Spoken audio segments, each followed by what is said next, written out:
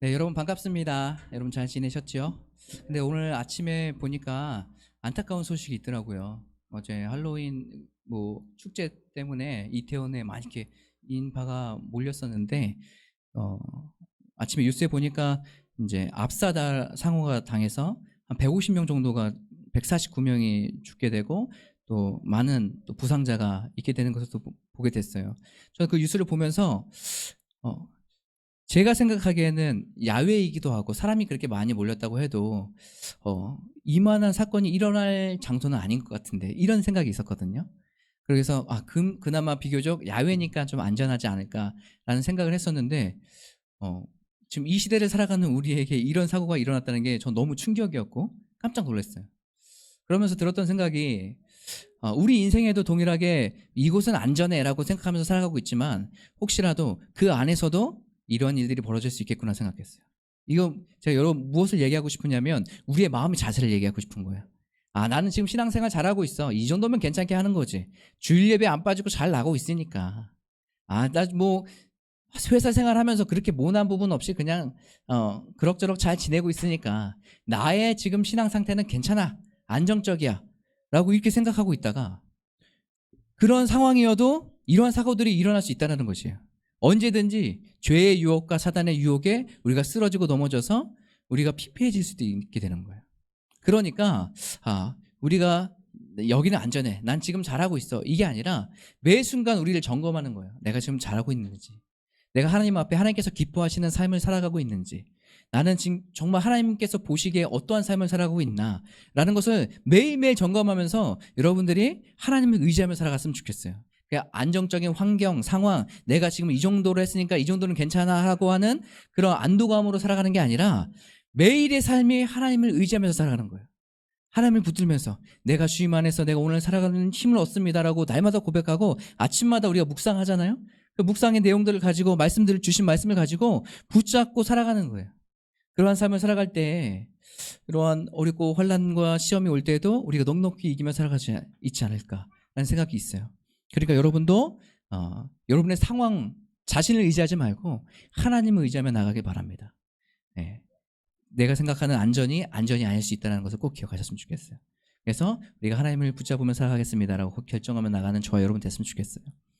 어, 제가 교회를 교회 개척한 지를 지금 한 1년 10개월 정도 됐죠. 1년 10개월 정도 되면서 여러분과 같이 이제 예배도 드리고 지금까지 잘 이렇게 오게 되고 또 장소도 한번 옮기게 되고 하면서 우리가 이 공간으로 와서 굉장히 안정적으로 예배를 잘 드리고 있는 것 같아요. 그런데 우리가 개척을 할 시기에는 코로나 시대였죠. 그래서 우리가 옆 앞에 막 전도하려고 막 전도 물품 해가지고 시장 막 다녔다가 또 코로나가 심해져가지고 다시 다 철수하고 하는 그런 일들을 몇 번 겪었었는데 그리고 나서 제 마음 안에 어떤 마음이 있었냐면 교회는 개척을 했을 거야. 그리고 제가 목사로서 여기에서 어떻게 하면은 이웃을 섬길 수 있을까? 지금 이 시대에. 그때는 지금은 좀 그래도 많이 풀렸기 때문에 좀 괜찮은데 그 전에는 굉장히 이제 마스크 또 교회에 다닌다고 하면은 교회에 코로나가 생겼다라고 사람들이 인식하는 사람들이 좀 있었어요. 그래서 제가 실제로 다른 어디 그 성도님 그 사업장에 방문해 가지고 기도도 잠깐 해드리고 가야겠다고 딱 들어갔는데 옆에서 같이 일하시는 동료분이 교회에서 나오셨어요? 빨리 나가세요 막 이러시더라고요. 그래서 그 성도님도 되게 당황하시고 하는 저도 당황하고 그런 상황을 맞이했었는데 그만큼 그때는 이제 사람들과 접촉하는 게 쉽지 않았어요. 그러니까 사람들과 접촉하기 쉽지 않으니까 복음을 증거하고 또 만나서 기도하고 위로한다는 거는 더 쉽지 않았죠. 대부분 다 핸드폰으로 전화나 아니면 카톡으로 하는 게 전부였고 그 외에 다른 이웃을 내가 섬긴다는 것은 상상조차 하기 힘든 그런 상황이었던 것 같아요. 그래서 제가 어떻게 하면 좋을까라고 생각했을 때 제가 우리 하율이랑 같이 고척 근린공원 바로 저희 집 옆에 공원이 큰 공원이 있어요. 고척 근린공원에서 이제 야 그래도 우리가 운동하러 나가자 해서 저녁에 이제 운동하면서 애랑 같이 뭐 여러 가지 기구도 타면서 옆에 있었는데 그때 마침 누가 저한테 사진을 좀 찍어달라 그러더라고요. 그래서 핸드폰을 저한테 주셨어요. 근데 딱 보니까 복장이 경찰 복장 비슷하게 입고 계시더라고요, 저녁에. 자세히 보니까 자율방범대라고 써 있어요. 자율방범대. 그래서 일단 제가 사진을 찍어드리고 여기 있습니다라고 하고 이제 그냥 지나가려고 했는데 거기에서 그때 당시에 거기 방범 대장님이 계셨는데 그 대장님이 저를 보시면서 이 얘기를 하더라고요. 지금 이 시간대 나올 수 있어요? 그러더라고요. 그래서 이제 가끔 이렇게 아이랑 이제 운동하고 할 수 있는 시간은 있습니다라고 했더니 그러면 아이랑 같이 해도 되니까 자율방범대에 들어올 생각 없냐고 그러더라고요. 그러면서 저한테 명함을 딱 주시는 거예요. 그래서 제가 명함을 받으면서 자율방범대 제가 한 번도 생각해보지도 않은 뜬금없는 이야기다라고 생각해서 일단은 명함을 받고 집에 돌아왔어요. 근데 제 마음 안에는 내가 자율방범대 내가 잘 할 수 있을까? 그리고 이런 거 내심 또 좋더라고요. 또 받으니까. 뭐 어떤 사람들이 교훈을 받으니까 좋은 마음도 있고 그리고 나는 이건 좀 못할 것 같은데 하는 그런 마음도 있었어요. 두 가지 마음이 이렇게. 그리고 집에 와서 아내에게 이런 얘기를 하고 이렇게 명함을 딱 보여주면서 이런 얘기를 했더니 아내가 해봐 이러더라고요. 해봐 그 얘기를 하는데 제가 아내의 그 대답에 용기를 얻었어요. 그럼 해볼까? 진짜 해볼까? 내가 지금 이웃을 섬기는 것이 어떤 것이 있을까라고 지금 고민하고 하고 있을 때에 이 자율방범대도 이웃을 섬기는 게 아닐까? 저녁에 이렇게 순찰 돌잖아요. 순찰 돌면서 이 지역에 아이들이 또 여성들이 또 때로는 성인들이 좀 안전한 삶을 살아가지 않을까? 그 시간만큼은 그래도 좀 안전할 수 있지 않을까? 라는 그런 마음이 막 들기 시작했어요. 그래서 아내의 이야기를 듣고 바로 이 대장님께 연락해서 제가 그럼 하겠습니다. 하고 싶습니다라고 했어요. 그리고 바로 가서 그때부터 제가 지금까지 한 7개월 정도, 7, 8개월을 계속 나가서 같이 봉사도 하고 또 지역사회에서 뭐 일이 있거나 그러면은 이제 교통봉사 나가가지고 교통봉사도 하고 하는 일들을 했습니다. 하다 보니까 내가 지금 지나갈 때는 이 거리는 그나마 그래도 안전하겠지 라는 그런 마음으로 막 이렇게 했어요. 그것이 바로 그래도 이것을 통해서 이웃을 섬길 수 있는 모습이 되겠구나 생각했더니 더 그냥 나가게 되고 더 그 시간에 또 참여하게 되고 하는 그런 시간들을 가졌어요. 그리고 나서 얼마 전에 아세요? 경찰의 날이라는 게 있더라고요. 경찰의 날. 77회 경찰의 날. 10월 며칠 날 있었는데요. 그때 연락이 왔어요. 제가 보통 모르는 번호는 잘 안 받는데 모르는 번호로 연락이 왔어. 그래서 딱 받았더니 경찰서래요. 그러면 모르는 전화로 전화 받았는데 경찰서라고 하면은 어떤 마음이 드세요? 첫 번째는 보이스피싱인가? 보이스피싱인가? 왜 경찰서인데 왜 핸드폰 번호로 전화로 왔지? 약간 이게 첫 번째 이게 의심되는 마음이고 두 번째 마음은 내가 무슨 죄 졌나? 내가 무슨 죄 졌나 하는 그런 마음. 두 가지 마음이 있는 거예요. 그래서 그냥 자초지종은 들어봤어요. 무슨 일입니까? 라고 했더니 경찰의 날 행사에 할 때 이제 감사장을 이제 드리는데 제가 이제 추천이 됐다는 거예요. 그러면서 감사장이 이제 제가 또 팀장이거든요. 팀장입니다. 제가 그 안에서도 또 이 팀장으로 금방 승진을 했어요. 그래서 이 팀장으로 거기서 있으면서 이 팀장이시죠? 그래서 네 맞습니다. 그랬더니 감사장을 저희가 드리려고 한다고 하면서 경찰의 날 그걸 하니까 감사장을 받으러 오세요라고 그러더라고요. 그래서 알겠다고 하고서 이제 대장님께 어떻게 된 일입니까라고 다 이렇게 수소문해서 물어봤더니 경찰의 날 행사에 구로경찰서 이렇게 한다길래 당신을 추천했습니다라고 얘기하더라고요. 그래서 너무 감사하더라고요. 제가 뭐 그렇게 막 FM으로 막 잘하고 막 그러진 않았거든요. 뺀지 거기도 하고 했는데 그 모습은 다 괜찮다고 하시고 이렇게 또 감사장 해서 제가 받아가지고 하는데 감사장이 뭐 별거겠어라고 생각했는데 받고 나니까 괜히 마음이 막 뿌듯하더라고. 그러면서 옆에서 막 축하해 주시는 거예요. 막 대원님들이 막 축하해 주니까 이게 축하받는 일인가? 되게 감사하다. 내가 섬기고 하는 일은 진짜 그렇게 몇 시간밖에 안 되거든요. 그런데도 이렇게 감사하다는 그 표현을 딱 받으니까 너무 기분 좋더라고요. 그러면서 제 안에 들었던 생각은 앞으로 더 열심히 섬기라는 마음으로 이 상을 줬구나라는 생각이 들었어요. 그래서 앞으로 더 잘 섬겨야겠다. 이웃들을 잘 섬기고 내가 있는 데서 하나님께서 기뻐하시는 것이 무엇일까? 그것을 생각해서 그 안에서 또 잘 있어야 되겠다 생각했어요. 거기에 제가 있으면서 첫 번째 알았던 거는 이웃을 섬기는 거였지만 두 번째 알았던 것이 있어요. 그건 뭐냐면 이 방범 대원들과의 어떻게 교제를 하고 할까? 여러분 방범 대원님들이 딱 모이면 한 10분, 15분이 이제 회식을 해요. 매우 원래를 하시는데 원래를 하실 때마다 어디 가시냐면 식당에서 이제 술 이렇게 하고 고기 구워 먹으면서 술 드신단 말이에요. 근데 최근에도 했었거든요. 예, 제가 이제 상 받으니까 거기서도 또 축하해 줄 거니까 꼭 참석하라 그래가지고 제가 참석을 꼭 했어요. 했는데 거기서 다 이제 술을 막 드시면서 막 이런저런 얘기하고 하시는데 내가 목사인데 내가 이런 자리에 있어도 되나? 라고 할 생각이 들 수도 있죠. 그리고 제가 그 지역에서 또 다른 교회 부목사로 사역을 했었기 때문에 그 지역에 성도님들이 지나가다가 술 쫙 깔려 있는데 제가 거기에 앉아 있는 거 보면 혹시라도 오해하지 않으실까 막 여러 가지 생각이 막 들더라고요.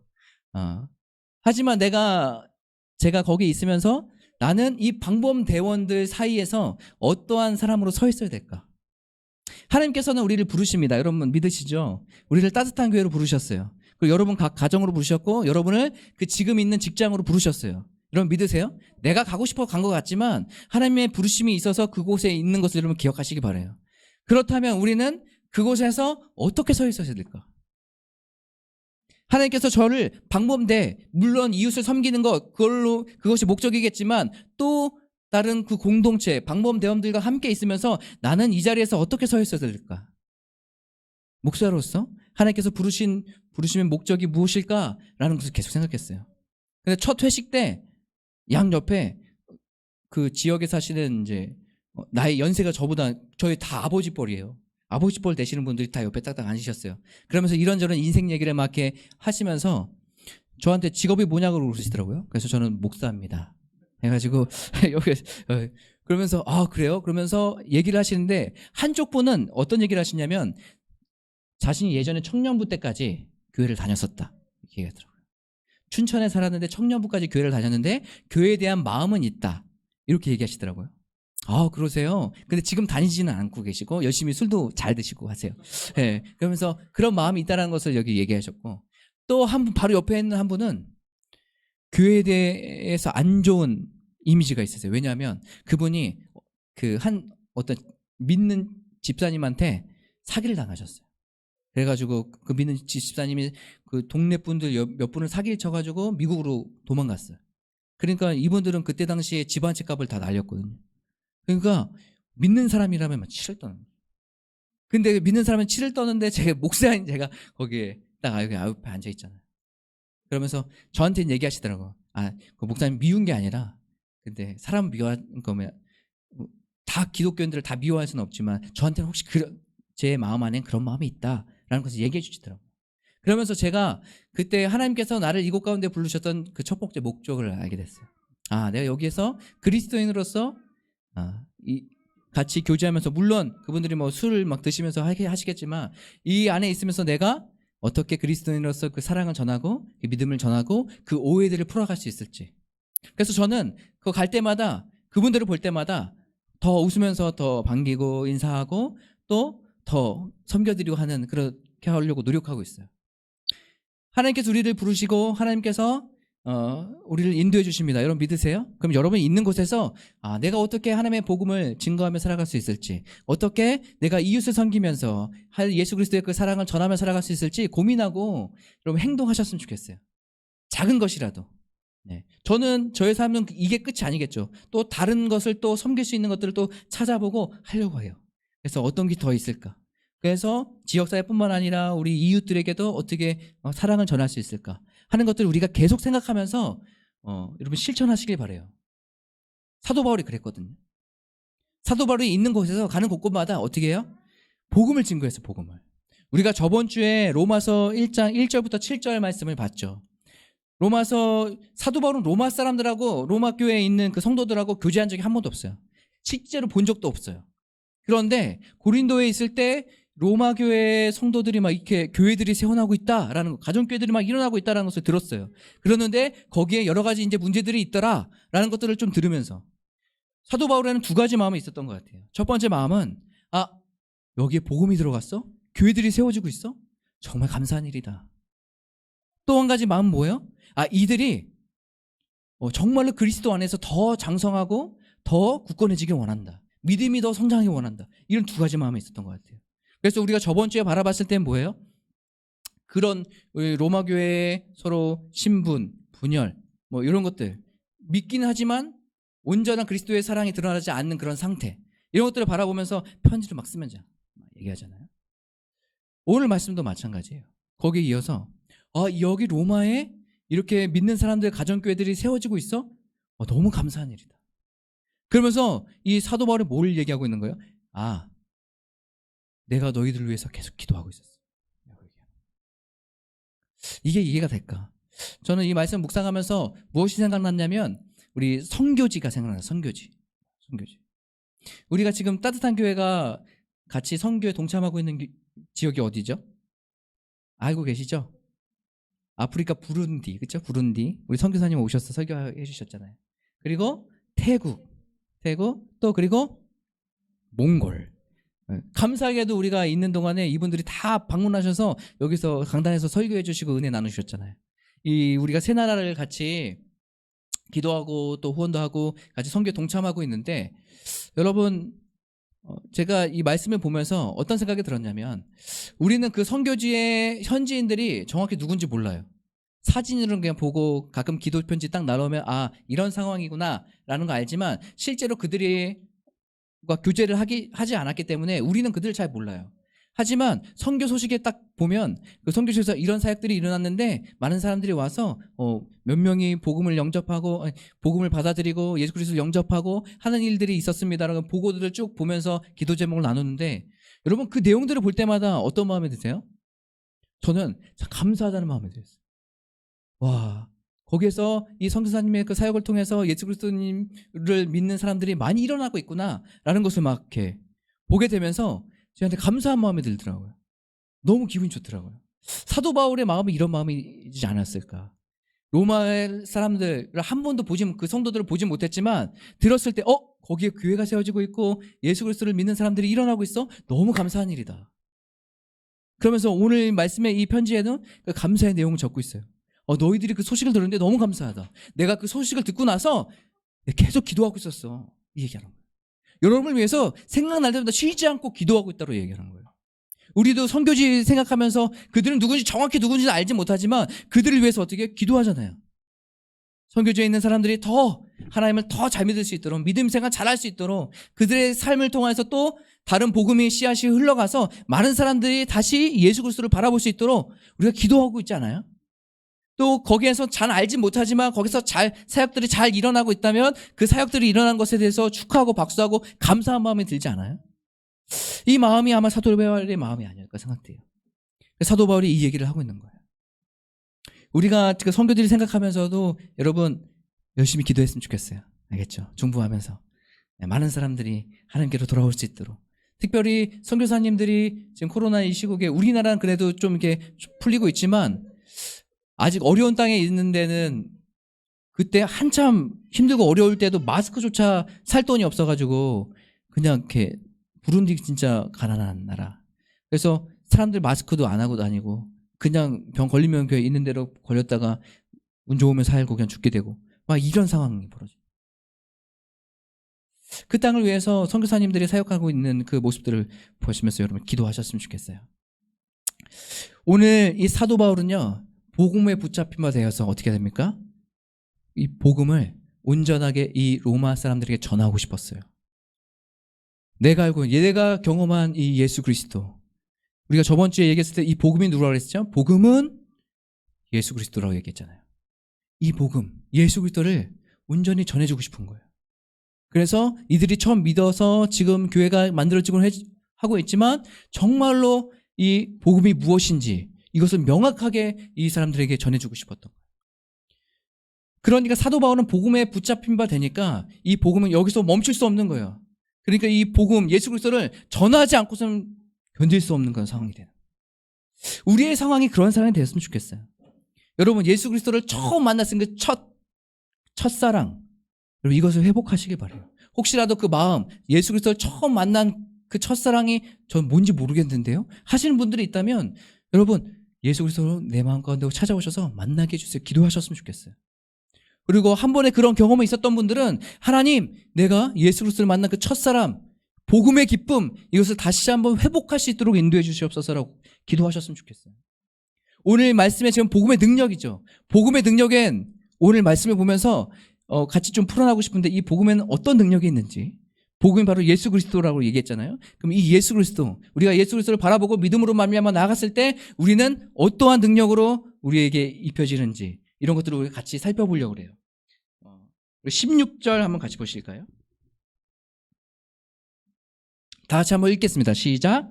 내가 복음을 부끄러워하지 아니하노니 이 복음은 모든 믿는 자에게 구원을 주시는 하나님의 능력이 됨이라. 먼저는 유대인에게요 그리고 헬라인에게입니다. 17절도 여기까지 한번 읽어볼게요. 시작. 복음에는 하나님의 의가 나타나서 믿음으로 믿음에 이르게 하나니 기록된 바 오직 의인은 믿음으로 말미암아 살리라. 아멘. 이 사도 바울이 지금 오늘 나는 이 복음을 부끄러워하지 않는다고 얘기하고 있어요. 부끄러워하지 않는 거. 여러분, 우리가 복음을 전하는 삶을 살아가야 되잖아요. 때로는 저도 경험했던 거예요. 어떤 무리와 어떤 상황 가운데 딱 들어가서 복음을 전하는 건 좀 창피하기도 하고 좀 부끄러운 것 같은 그런 마음이 들었던 적이 있었어요. 또 한 가지 마음은 내가 복음을 전했을 때 저 사람이 날 거절하면 어떡하지? 아이 저리 가세요. 그래서 내가 마음이 상처를 받고 내가 마음 다치면 어떡하지? 이런 두려운 마음도 있었어요. 그러니까 세상 가운데 이 부끄러움, 창피함과 그런 마음들이 내 안에 있기 때문에 쉽사리 거기서 막 드러내지 않고 복음을 전하지도 않는 그런 모습이 있는 거예요. 때로는 우리가 어느 곳에 가면, 저 예전에 그런 적이 있어요. 제가 예전에 직장 생활을 한 적이 있어요. 그 버버리 이제 물류센터에서 한 적이 있었는데, 거기에서 이제 직장 1년 정도 했었는데, 있으면서 제가 저를, 그때 전도사였을 때인데, 저를 잘 드러내지 않았어요. 거기에 있는 집사님들, 권사님들이 계신데, 그분들은 막 신우회 활동 거기서 막 하고 계셨거든요. 근데 전도사인데도 제가 그걸 굳이 막 드러내고 싶지 않은 마음이 막 있더라고요. 그래가지고, 나는 그냥 조용히 다녀야겠다 생각으로 그렇게 그냥 다녔거든요. 그리고 나중에 한 6, 7개월 뒤에 그분들이 제가 전도사인 걸 알게 됐어요. 어떻게 하다가. 나중에 또 알게 되니까 더 창피하더라고요. 이게 내가 만약에 알리게 되면 내 행동에 제약이 생길 것 같은 거예요. 그리고 좀 더 자유롭고 그냥 편하게 하고 싶은데 내가 전도사인 걸 알고 하면은 또 그분들 앞에서 이렇게 조심하고 막 해야 될 것 같은 그런 마음이 드니까 이거 숨겨야겠다 생각이 들어요. 근데 그것이 잘못된 생각인 것을 알게 됐어요. 이게 숨긴다고 숨겨지나요? 그렇지는 않지만 이게 숨긴다는 이 개념 자체가 내가 지금 복음으로서 가득 차서 내가 복음의 열정을 가지고 사도 바울처럼 살아가는 삶이 아니라는 것을 느꼈어요. 내가 예수 믿으면서 내가 예수 믿으며 살아가면서 전도사 생활을 하고 있는 그때에도 불구하고 내가 복음을 지금 부끄러워하고 내 자신을 부끄러워하고 알리고 싶지 않고 안 하고 그런 어떤 시선과 편견들을 내가 받고 싶지 않으니까 그냥 숨기면서 살아가는 제 모습이 너무 부끄러운 거예요. 오픈되어지고 다 알게 됐을 때 더 마음이 평안해졌어요. 내가 복음을 증거하며 살아감에도 불구하고 그게 아니라 내가 지금 숨기고 살아가고 있는 내 모습을 발견하면서 얼마나 하나님 앞에 죄송하고 부끄러운지. 오늘 사도 바울은 자신이 복음의 빚진 자라고 얘기하고 있어요. 빚진 자. 제가 복음을 받았어요. 그리고 은혜를 누렸어요. 이 은혜, 하나님께서 거저 주신 그 은혜, 이것을 받은 내가 어떻게 돼요? 다른 사람에게 전하지 않으면 견딜 수가 없는 그 상태. 우리가 축의금이나 우리 이제 장례식장 가거나 하면 우리 특별히 결혼식 하면은 이분한테는 꼭 가야 돼라고 하시는 분들이 있어요. 그런 분들이 누구죠? 내 결혼식 때 참석하신 분들. 리스트를 우리 다 알잖아요. 그러니까 우리가 나중에 정산할 때 어른들이 뭘 얘기하냐면 이게 다 빚지는 거야 라고 얘기하세요. 그 얘기는 뭐냐면 이분들의 행사가 있을 때는 우리도 가서 축하해줘야 돼. 이게 지금 개념이 깔려 있는 거 아니에요? 이들이 지금 나를 축하해줘서 이렇게 우리 축의금을 주신 건 우리에게는 받아서 좋지만 이것도 한편에 어떤 마음이 있는 거예요? 빚진 마음이 있는 거예요. 그러니까 은혜를 빚진 거예요. 나도 저 사람이 좋은 일이 있고 축하할 일이 있으면 나도 그 자리에 가서 그 사람을 빛내줘야지 하는 그런 마음이 있기 때문에 우리가 그것들을 싹 정리하고 그분들을 기억하고 감사한 마음으로 우리가 살아가지 않습니까? 그리고 언젠가 정말 축하할 일이 있을 때 나도 진심을 담아서 축하해줘야지 하는 그런 마음이 있잖아요. 사도의 마음도 약간 비슷한 거 아니에요? 내가 먼저 하나님의 은혜로 복음을 받아들이고 예수 그리스도를 받아들이고 삶을 살아가서 구원받은 백성이 됐다면 이제는 하나님께 은혜를 빚진 자로서 나만 잘 먹고 잘 살고 나만 구원받은 백성이 아니라 이제 하나님께서 원하시는 대로 내가 복음을 증거하며 살아가는 거예요. 그러니까 사람들에게 복음의 빚진 자로 삶을 살아가는 거예요. 우리도 그런 삶을 살아야 되지 않을까 생각돼요. 하나님께서 여러분을 믿게 하셨어요. 만나주셨어요. 예수 그리스도를 믿게 하셔서 구원한 백성으로 삼아주셨어요. 그러면 우리가 여기서 멈추면 안 돼요. 있는 곳에서 복음을 증거하며 살아가는 거예요. 이 복음의 능력이 어떤 능력이 있나? 우리 아까 전에 17절에 읽었던 것처럼 복음에는 하나님의 의가 나타나서 믿음에 이르게 한대요. 여러분, 하나님의 의가 뭘까요? 이 하나님의 우리가 스스로 의로울 수 없어요. 그렇죠? 이때 당시에 유대인들은 자신의 행위로 말미암아서 율법의 행위로 말미암아서 의롭게 자신들을 여기면서 이것이 구원받음의 표징이라고 생각했어요. 그런데 사도 바울은 뭐라고 얘기하고 있어요? 너희들의 행위로 말미암아서 의로움을 얻는 것은 얻는 게 아니다라고 얘기하는 거예요. 하나님께서 말씀하시는 이 구원의 이 하나님의 의는 너희가 스스로 만들어낼 수 있는 의가 아니라는 거예요. 이 의는 어떤 의예요? 복음을 받아들이는 사람들에게 구원받는 백성이 되는데 이들은 의롭지 않지만 하나님께서 그들에게 의롭다고 칭해 주시는 거예요. 예수 그리스도를 믿음으로 말미암아서. 우리가 의로운 사람이 아니에요. 우리 스스로는 구원받는 백성이 될 수가 없어요. 하지만 우리가 예수님 복음을 받아들이고 예수 그리스도를 믿음으로 말미암아서 하나님께서 너를 의롭다고 칭해 주시는 거예요. 이게 바로 은혜 아닙니까 이게? 만약에 하나님께서 예수님께서 찾아오셔서 이제부터 너의 행동 하나하나를 다 보면서 의로움을 결정할 거야. 의롭게 한번 살아봐. 그리고 의롭다라고 딱 내가 내 눈에 맞게 의롭다라고 딱 산다고 결정됐으면 그때 와봐. 그럼 내가 판단해 줄게. 이렇게라고 예수님께서 하나님께서 말씀하셨다면 우리는 날마다 걱정하면서 살아가는 거야. 자유함이 없고 그 안에서 맨날 내가 지금 잘 지켰나? 안 지켰나? 걱정과 두려움 속에 살아갔지 뭐. 그런데 그런 게 아니라 오늘 복음을 받아들이는 이 복음을 받아들이는 모든 사람들에게 어떻게 하신다고? 하나님의 의가 나타나는데 이 의는 뭐예요? 우리가 의롭지 않지만 우리를 의롭다고 여겨주시는 그 놀라운 은혜인 거예요. 이것이 이신칭이 아닙니까? 이신칭이라는 교리가 있어요. 사도 바울의 말씀들을 정리해 볼 때 이것이 믿음으로 의에 의리는 거예요. 내가 잘해서 내가 똑똑해서 의에 의리는 것이 아니라 예수 그리스도를 믿음으로 말미암아서 주어지는 하나님의 은혜인 거예요. 이것이 바로 복음의 능력이에요. 우리가 복음을 받아들일 때 우리는 의롭지 않지만 의롭게 칭함을 받게 되면서 우리는 이제 하나님의 백성, 구원받는 백성들이 되는 거예요. 사랑하는 성도 여러분, 우리가 먼저는 복음으로 불타올랐으면 좋겠어요. 여러분 예수 그리스도를 만났던 복음을 받아들였던 그 첫 사랑을 회복하셨으면 좋겠어요. 그게 첫 번째. 두 번째는 우리가 사도 바울과 같이 이 복음을 위해서 힘을 썼으면 좋겠어요. 열정을 다해서 이웃을 섬기고 이웃들에게 전하는 거예요. 그리고 우리가 직접적으로 만나지 못해도 그 사람들을 위해서 기도해야 하는 거예요. 이것이 복음의 열정을 가진 사람들의 행동과 삶이 아닐까 생각돼요.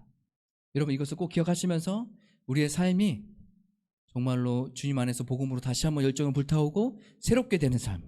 또 한 가지는 우리가 이 복음을 전하는 삶을 살아가기로 여러분 결정하시면서 또 그런 마음이 들 수 있도록 기도하시면서 나아갔으면 좋겠어요. 오늘 찬양 같이 하고 기도했으면 좋겠어요. 다시 복음 앞에라는 찬양이에요. 이 찬양을 부를 때마다 계속 저를 다시 생각하게 되는 것 같아요. 내가 정말로 주님 안에 그 복음 안에 서 있고 있나? 나는 정말로 이 복음의 열정을 가지고 사람들에게 복음을 증거하고 있나? 그러면서 저를 한번 계속 점검하는 시간을 가져요. 여러분도 여러분의 삶 안에서 복음을 점검하시고 어떻게 하면 이 복음을 증거하며 살아갈 수 있을까? 하나님, 복음을 부끄러워하지 아니하고 증거하며 살아갈 수 있도록 인도해 주시옵소서라는 마음을 가지고 우리 이 시간에 이 찬양 부르시고 기도했으면 좋겠습니다.